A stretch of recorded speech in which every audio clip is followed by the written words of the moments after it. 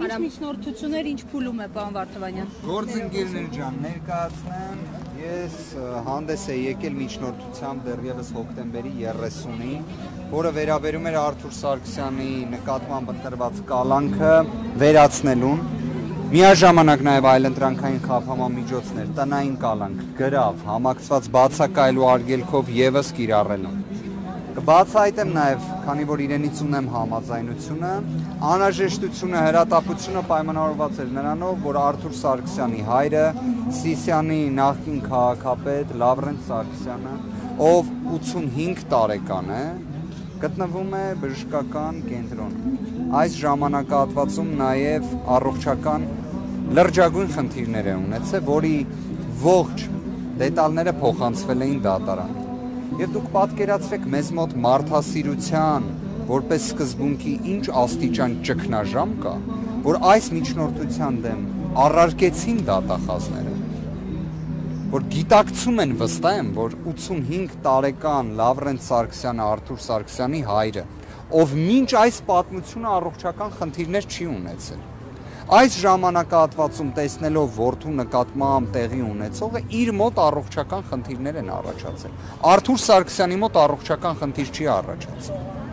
Եվ պատկերացրեք այս պայմաններում նշված միջնորդությունը մերժվում է։ Ազնվորեն եմ ասում, չեմ պատկերացնում ինչը պետք է լինի։ Օրերս Սահմանադրական դատարանը որոշման արձանագրում է, որ տնային կալանքը իր ինտենսիվությամբ նույն կալանքն պարզապես օրինակ այդ ժամանակ կարող է մարդասիրության երաշխիքը սկզբունքը պահպանվել։ Բայց այս դատարանի համար դա նշանակություն չունի, հանրային մեղադրողների համար նշանակություն չունի, սա փաստ է։ Գաղափար չունեմ։ Ինչով պարզաբանվեց, թե չպարզաբանվեց։ Բացարձակապես։ Ամենայն պատասխանատվությամբ եմ ասում, բայց մերժեց, որտեղ Արթուր Սարգսյանը դեռ կալանավորված է։ Սա է այն իրականությունը, որը ունենք, իսկապես այս աստիճան մարդասիրության արժեքը որպես սկզբունք անտեսելը, սա չեմ կարծում երբևէ եղել։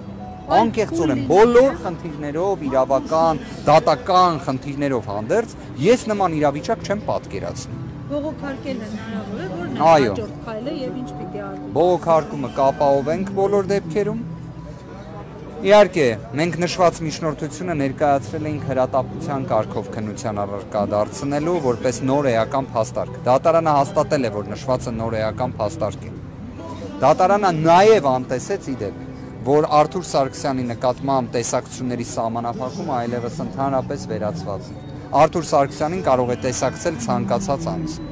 Եվ այդ պայմաններում ևս դատարանը գտնում է, որ իրավաչափության պայմանների փոփոխություն չկա։ Հա, նոր հաստարկներ կան, նոր հանգամանքներ կան, բայց չէ, պետք է կալանքը մնա անփոփոխ։ Սա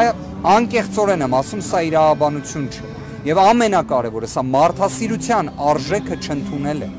Իսկ դատարանները դրա համար չեն, քրեական վարույթները դրա համար չեն։ Պարոն Վարդանյան, պատրաստում եք նաև Հայաստանում միջազգային ներկայացուցիչներին ներկայացնել այս խնդիրը, այս վերաբերմունքը նկատի ունենալով, որ նրանք են ժողովրդավարության այսպես պաշտպանները նաև, նրանք են հաճախ խոսում Հայաստանում ժողովրդավարության մասին եւ այլն։ Անկեղծորեն եմ ասում, ես կարծում եմ Հայաստանի Հանրապետությունում իրավունքի, քրեական արդարադատության մեջ ռեպրեսիվ գործիքակազմի այս ամենի տեսանկյունից հետընթացը այլևս ակնհայտ է բոլորի համար։ 22 թվականին հենց այս իշխանությունները նախաձեռնում են, որ տնային կալանքը, վարչական հսկողությունը լինեն խափանման միջոցներ, որը նախկինում չկար, եւ իրենք ընդհանրապես դա անտեսում են։ Իրենք դրա կարևորությունը չեն ընդգծում։ Սա իսկապես զարմանալի երևույթ է։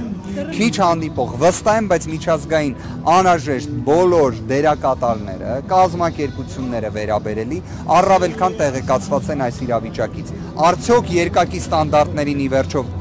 ինչ որտեղ մի ավարտ կտրվի, թե ոչ, սա այլ հարց է, բայց այն որ տեղյակ են վստահ եմ։ Հիմա դրամբացիան ռեժիմը